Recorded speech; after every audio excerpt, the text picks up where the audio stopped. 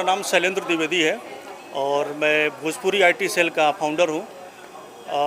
बहुत लोग पूछते हैं मेरे से कि भोजपुरी फिर आईटी कहाँ से आ गया, भोजपुरी अलग आईटी अलग, सेल कहाँ से आ गया इसमें। तो मेरा ये था कि मेरा जो प्रोफेशन है, मेरा जो बैकग्राउंड है, मैं आईटी प्रोफेशनल हूँ, सॉफ्टवेयर इंजीनियर हूँ और भोजपुरी मेरी मातृभाषा है। यूपी बिहार के हम लोग हैं, तो भोजपुरी के लिए लगाव था। और कहीं न कहीं जो भोजपुरी में जो कंटेंट बनते थे या लोग बनाते हैं, तो कहीं न कहीं हम लोग को बड़ा मजाक उड़ाया जाता था भोजपुरी लैंग्वेज को लेकर के। तो मेरे मन में था कि क्यों ना अपने लैंग्वेज के लिए काम किया जाए, और मुझे अपॉर्चुनिटी मिला कि भोजपुरी आईटी सेल बनाया जाए और कुछ कंटेंट बनाया जाए, भोजपुरी में अच्छे कंटेंट बनाया जाए। लोगों को गाली देने से अच्छा ही कुछ कंटेंट बनाएं। अंधेरा तभी हटेगा जब उजाला जलाएंगे। तो आज की नाइट की अगर बात करें, क्या है आज की नाइट? आज की नाइट में बेसिकली हम लोग का ये गेट टुगेदर है, और जो आर्टिस्ट हमारे साथ काम करते हैं या जो हमारे शुभचिंतक हैं जो हमें सपोर्ट करते हैं, तो मैं मुंबई आया तो मैं कहा कि इंडिविजुअल लोगों से मिलूँ, इससे अच्छा कि सारे आर्टिस्ट को, सारे लोग को एक साथ बुलाएं और एक साथ सबसे मिल लें। तो इसीलिए इसको हमने गेट टुगेदर किया और सबसे मिलना जुलना हो रहा है। और जो हमारे आर्टिस्ट काम किए हैं उनको तो बुलाया ही, और उनसे लोग जो एसोसिएटेड हैं उनको भी कहा कि बुलाए, अपनी नेटवर्किंग बनेगी और फिर अपनी एक फैमिली बड़ी होगी। आने वाले मेहमानों में कौन कौन है आपके? आने वाले मेहमान में हमारे, देखिए सारे मेहमान, हमारे पास कोई मेहमान नहीं है, हम सब लोग होस्ट हैं। हम लोग एज ए टीम काम करते हैं। कोई हमारे यहाँ सेलिब्रिटी नहीं होता है, कोई गेस्ट नहीं होता है। हमारे सारे होस्ट सारे सेलिब्रिटी भी हैं और यही हीरो भी है, जो कहिए इनको। सर एक बात पूछे, थोड़ा आपको शायद बुरी लगी हो बात। हाँ। भोजपुरी का ऐसे पूरा पैकअप हो चुका है एक तरह से, मतलब 5% भोजपुरी बची है इंडस्ट्री यहाँ। तो आज कई महीनों के, सालों के बाद ये इवेंट हो रहा है, तो क्या जहन में आया कि ऐसा इवेंट करना चाहिए या देखिए, इवेंट तो हम करते ही हैं, गेट टुगेदर हम करते ही हैं। और मुंबई, एक्चुअली मैं सिंगापुर में रहता हूँ, मुंबई आया, अपॉर्चुनिटी मिली, फैमिली भी थी मेरी। तो मैं कहा कि जितने भी आर्टिस्ट हैं, जैसे मैं पिछले महीने आया था, मैं बहुत सारे आर्टिस्ट हैं जिनसे मैं पहली बार मिला। जितने भी यहाँ पे आर्टिस्ट मेरे साथ काम किए हैं उनसे मैं मिला ही नहीं था। तो 2 साल पहले मैं स्टार्ट किया भोजपुरी आईटी सेल, और रिमोटली मैं काम कर रहा था, और सबसे इंडिविजुअल मिलना थोड़ा मुश्किल था। तो मैं कहा क्यों एक जगह पे सबको बुलाया जाए और सबसे मिला जाए। तो कितनी खास है पार्टी आज के लिए? खास तो बहुत खास है, क्योंकि पहली बार हम लोग इस टाइप का गैदरिंग कर रहे हैं मुंबई में।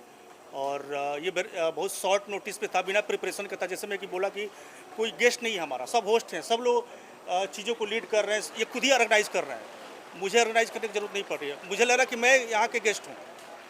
तो ऐसा है हमारा जो रिलेशन है लोगों के साथ, जो एक फैमिली बॉन्डिंग है, तो इस टाइप का बॉन्डिंग है हमारा। और सारे होस्ट है, इसलिए बोल रहा हूँ। और कुछ कहना चाहेंगे आखिरी में? आखिरी, इंडस्ट्री के जो कलाकार सुने आपकी आवाज़, भोजपुरी इंडस्ट्री में देखिए क्या होता है कि लोग देते हैं कंटेंट, ये अच्छा नहीं बनाते हैं, वो अच्छा नहीं बनाते हैं, लोगों को लोग गाली देते हैं। गाली देने से कुछ नहीं होगा, हमें कंटेंट अच्छा बनाना पड़ेगा। अगर कहीं अंधेरा है तो हमें दीपक तो जलाना पड़ेगा, तभी वो अंधेरा खत्म होगा। Thank you so much. अब मैं अपनी जो टीम, मेरा नाम आशुतोष उपाध्याय है और मैं हिंदी सिनेमा में वर्किंग एज एन डायरेक्टर। और शैलेंद्र जी के साथ मेरा सोशल नेटवर्क से मुलाकात हुआ, तो ये बोले मैं क्लीन कंटेंट बनाना चाहता हूँ। मुझे भोजपुरी में बड़ा कम भरोसा था, इन्होंने भरोसा दिलाया। एक्चुअली भोजपुरी में मुझे भरोसा सिर्फ इनकी वजह से आया, मुझे प्यार भोजपुरी से होने लगा इनकी वजह से।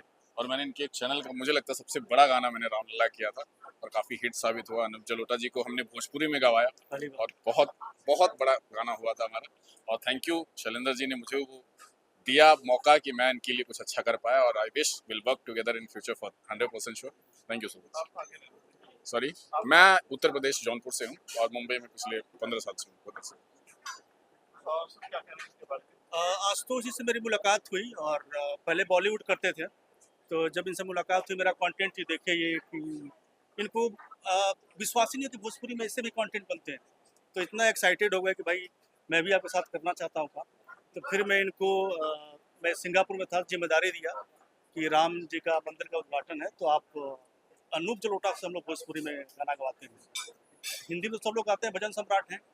अगर आपका ये करके दिखाइए, अपन को मैं चैलेंज दिया, तो इन्होंने अनूप जलोटा जी को कन्विंस किया और उनसे भोजपुरी में भजन कराया, और वो भजन बहुत हिट हुआ। और अब तक का अगर कहा जाए तो भोजपुरी में एक ही भजन उनका है, अनूप जलोटा का, और वो बिल्कुल हमारे चैनल के साथ ही है। तो एक बड़ी उपलब्धि है हम सब लोग के लिए। Thank you so much. अब इसको हटा देते हैं, ये हम लोग। Thank you. आपका परिचय?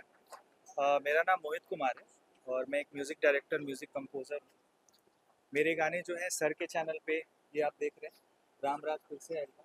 और इससे पहले जब स्टार्ट किया था चैनल तो काफ़ी मिंटुआ के गाने 3-4 गाने हमने किया था। यस, अब वो भी काफ़ी स्टार्टिंग में काफ़ी अच्छा उसका परफॉर्मेंस था। उन सब के म्यूज़िक मैंने ही बनाए थे, तो और उसके सिंगर ये रहे हैं स्टार्टिंग के जो गाने थे। और जो ये गाना गाएंगे स्वाति मिश्रा जी, वो आज यहाँ पे नहीं आई हैं, अभी उनका शो चल रहा है तो वो नहीं आई हैं। जो कि राम आएंगे उन्होंने गाया है, जो मोदी जी ने ट्वीट किया था और काफ़ी वायरल रहा था वो सॉन्ग, आप लोग ने सुना ही कितना बड़ा एक्सपोजर मिला उसका? 200 मिलियन एक लाइन सुनाएंगे आप? मैं गाता है। ये गाए भी आप ना गाए यस, राम आएगा। हाँ सर, राम आएंगे गाता चलिए कोई नहीं, राम जी तो सबके हैं। राम आएंगे तो अंगना सजाऊंगी, दीप जला के दिवाली मैं मनाऊंगी, मेरी झोपड़ी के बाग आज खुल जाएंगे, राम आएंगे। ठीक है, फिलहाल आपकी पार्टी कितनी इम्पोर्टेंट है? सॉरी, कितना इम्पोर्टेंट है, कितनी खास है आपकी पार्टी? आज की पार्टी ऑब्वियसली एक आर्टिस्ट के लिए बहुत अच्छी बात है। जैसे प्रोत्साहन मिलता है किसी कंपनी से, आर्टिस्ट को चाहिए क्या होता है, थोड़ा सा प्रोत्साहन, जिससे आर्टिस्ट को कॉन्फिडेंस मिलता है। तो एक मुझे लगता है कि एक आर्टिस्ट के लिए कॉन्फिडेंस वाली चीज़ सर ने बहुत अच्छा किया है। और ऑब्वियसली हम लोगों ने सब शुरू से, जब ये चैनल शुरुआत हुआ था तब से हम लोग डिस्कस कर रहे हैं सर के साथ में, और बहुत काफ़ी सारे 3-4-5 हम लोगों ने गाने भी किए हैं साथ में। तो दिस इज़ सच में यहाँ आके बहुत अच्छा लगा। Thank you sir, thank you for inviting us and thank you so much for this. आप क्या कहना चाहते हैं? बस ऐसे ही, अभी तो मैंने काम स्टार्ट ही किया है सर के साथ। अभी हमारा नया गाना आने वाला है, राम जी के चिरई, राम जी के खेत। तो अभी उसका शूट 26 को है, तो लेट्स सी। हम भी सिंगर हैं हम दोनों ही और सिंगर हैं इन्होंने म्यूजिक बनाया है। और हम लोग ने कंपोज किया है। लेट्स सी, होप मतलब हमने सब लोग की टीम है साथ। आज का दौर काफी बदल गया है और लॉकडाउन के बाद तो हर कोई सिंगर है। आप जी। देखिए, बात यह है कि एक शौक से गाना और एक दिल, मतलब क्या बोलते हैं, प्रोफेशन, जिंदगी एक समझना, वो बहुत अलग बात है। तो वी आर नॉट शौकिया, हम जीते हैं सिंगिंग को। तो ये दो अलग अलग चीज़ें हैं। शौक, जो आप कह रहे हैं कि लॉकडाउन के बाद हर कोई सिंगर है, तो मुझे लगता है कि ऐसा ये सही नहीं है, हर कोई सिंगर है, परफेक्ट नहीं है। यही बात है, यही कहेंगे हम। That's it. आगे जाके अपना कोई गाने सुनाएंगे? हमारा इस कंपनी के लिए ओके, इसका गाना पहले था। या जिससे कुणाल की पहचान बनी है इंडस्ट्री में? ओके, मैंने महेश भट्ट जी के लिए पहली बार गाना गाया था, तो महेश भट्ट जी ने मुझे ब्रेक दिया था।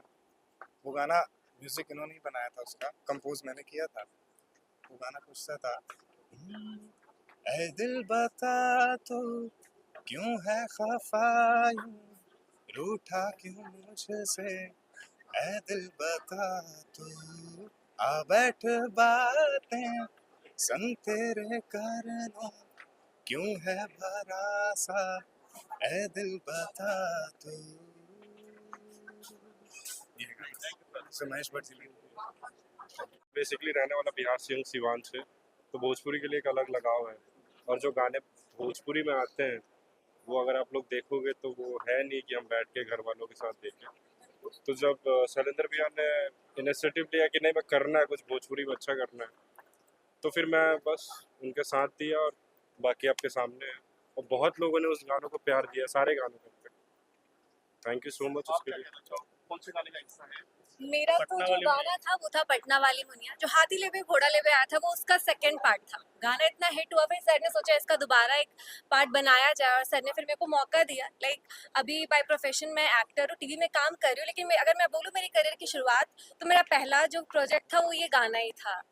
और सर ने मेरे को ये मौका दिया, तो मतलब इसमें काम करना मेरे लिए बड़ी बात थी। और भोजपुरी को इतने अच्छे लेवल पे ले जाके सर ने इनिशिएटिव लिया कि क्लीन कंटेंट हमको देना है, तो ये मतलब बहुत अच्छा है भोजपुरी के लिए, भोजपुरी फ्यूचर के लिए। फेज 3 शायद पहली पार्टी की शुरुआत कह सकते हैं, phase 3 party. May be pastry तो अलग पार्टी की होगा। अटेंड तो मैं नहीं किया और कैसा होता है, बट ये कह सकते हैं कि हमारा ये जो पार्टी का थीम है, connect, collaborate, create, clean content. तो कनेक्ट होना है, कोलाबरेट करना है और कंटेंट, क्लीन कंटेंट क्रिएट करना है, यही हमारा ओवरऑल ऑब्जेक्टिव है। Thank you. Thank you, thank you. Sir आपका परिचय। अच्छा मेरा जी मैं मधुकर आनंद भोजपुरी के सेवा करी लायक एगो छोट मोट संगीतकार हैं। काफ़ी पिक्चर में संगीत दिले बानी, सिंगर भी बानी।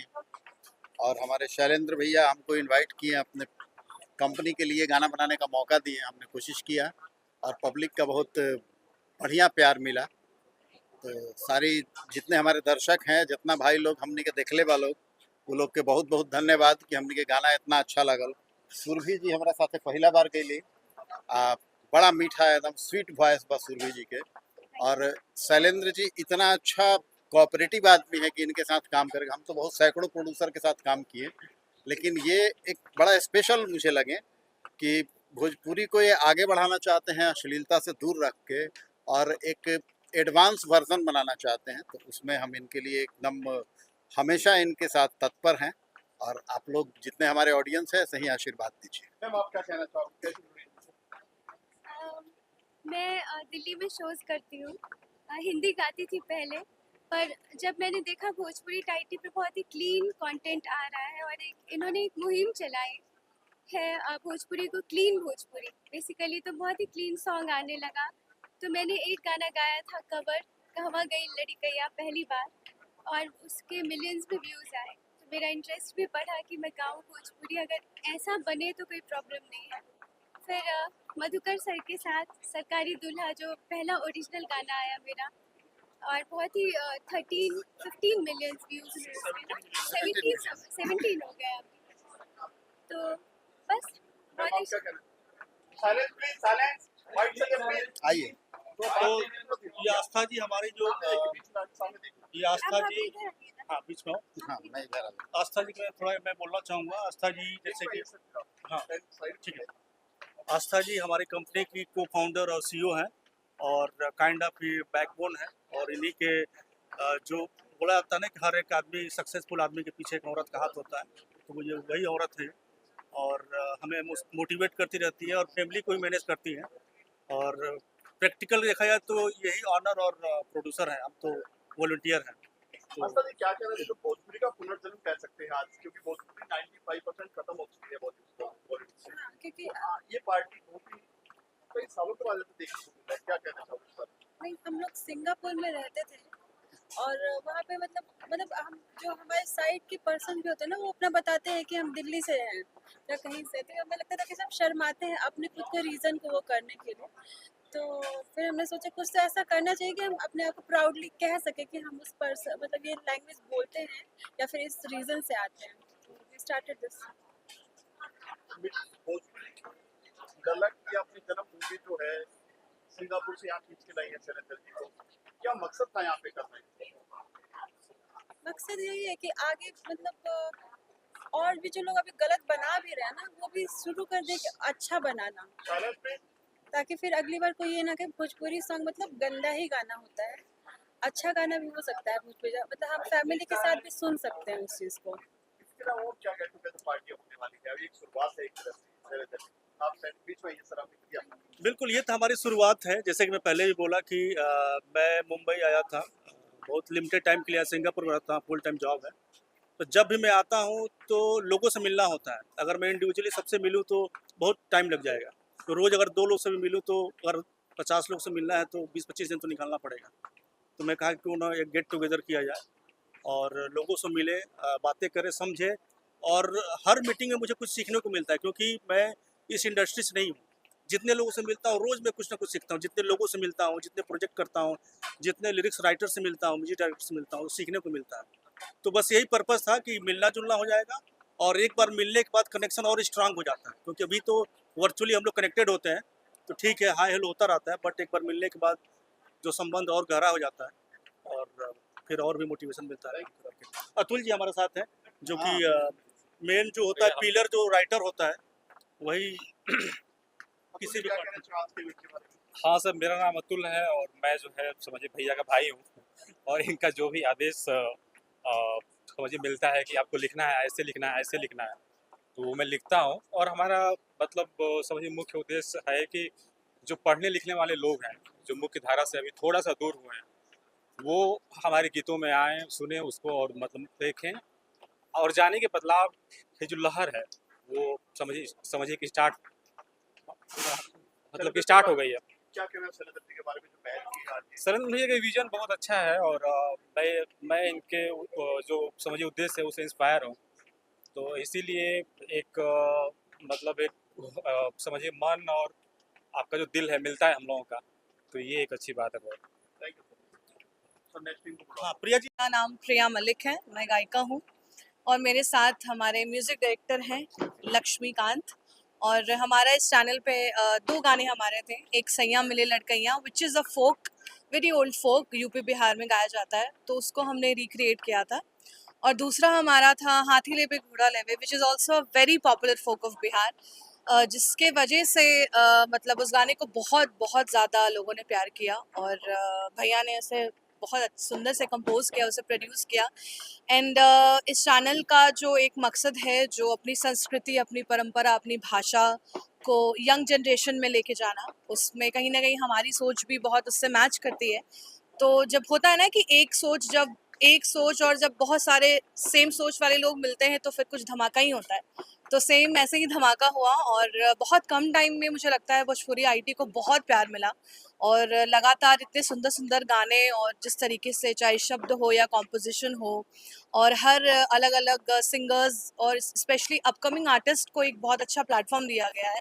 सो शैलेंद्र जी को बहुत सारी शुभकामनाएं कि उनसे कनेक्ट होके हम लोगों ने भी अपने जो हमारा भी एक विचार है कि अगेन अपनी कल्चर और अपने लैंग्वेज को पूरे विश्व भर में लेके जाना and to know the world that what is the real Bhojpuri music, तो वो एक अच्छा प्लेटफॉर्म मिला and I wish all the best. Sir आप क्या भोजपुरी का स्तर पिछले 5 साल से काफी गिरता जा रहा था और अभी ये हालत है कि 5% बचा है, बाकी सब सिमट गया है और एक दोबारा ये बात है नींव रखी जा रही है। हाँ, एक्चुअली मैंने ये देखा है कि एक नया ट्रेंड भोजपुरी में फिर से स्टार्ट हुआ है और मैं तो ये कहूँगा कि जो ट्रेंड जो नया स्टार्ट हुआ है ये हम लोगों ने स्टार्ट किया है, प्रिया और मैंने।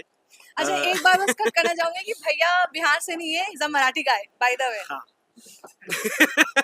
तो it's a very beautiful blend of Marathi में पूछेगा अपनी। नहीं वो नहीं वो नहीं कह रही हूँ, मैं कह रही हूँ कि मतलब मराठी होके हुए भी बिहार के लैंग्वेज और उसके म्यूजिक पे इतनी अच्छी पकड़ और जो एक सेंस होता है कि हमें एक आप कोई प्रोजेक्ट सोचते हो तो आपके दिमाग में चीजें होती है कि हमें ऐसा चाहिए, तो उसको इन्होंने इतने बखूबी से निभाया और अब तो भैया भी भोजपुरी में गाने लगे हैं।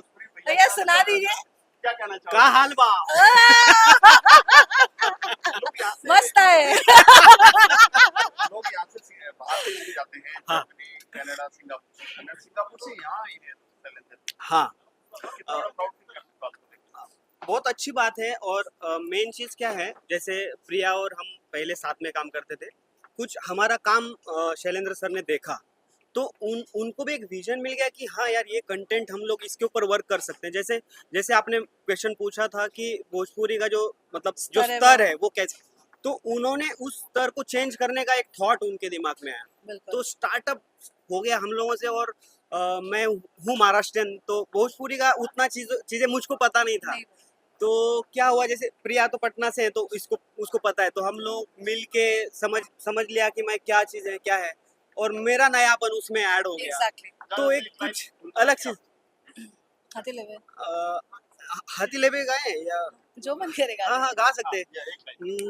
हाथी लेबे घोड़ा लेबे हीरो होंडा लगायब 4 डंडा, दिमाग होबे ठंडा लगायब 4 डंडा। इसका मतलब भी बता देती हूँ आपको। सो बेसिकली ये गाली गीत होता है हमारे बिहार में, जो है दहेज प्रथा आप लोगों को पता है हर जगह होती है, बट बिहार में भी इसका बहुत चलन है। तो जब ग्रूम यानी जो लड़का वाला जब दहेज मांगता है तो जो चाची दादी जो बूढ़ी होती हैं वो ताने मारती हैं कि हाथी लेबे घोड़ा लेबे हीरो होंडा, तो 4 डंडा लगाएंगे तो तुम्हारा दिमाग ठिकाने पे आ जाएगा। तो हमने सोचा कि क्यों ना इसको आज के ज़माने का बनाएं, ताकि जैसे हम लोग बॉलीवुड गाने पे इतना ट्रिप करते हैं तो why not our music, why not Bhojpuri, जब इतनी सारी चीज़ें सुंदर सुंदर चीज़ें हैं, तो जो अच्छी चीज़ें जैसा कि आपने कहा भी कि स्तर गिरता जा रहा है, तो लोग ज़्यादा से ज़्यादा कितना गिरते जाए उस पर ही काम करते हैं, उठाने वाले बहुत कम हैं। तो अच्छी बात है कि शैलेंद्र जी का जो एक विजन है हाँ वो बाहर रहते हुए भी अपने उनको अपने मिट्टी से और अपने उससे बहुत लगाव है, तो that's how we made it. और मुझे लगता है अभी तो ये शुरुआत है, अभी बहुत धमाका होगा। हाँ थैंक यू। Thank you.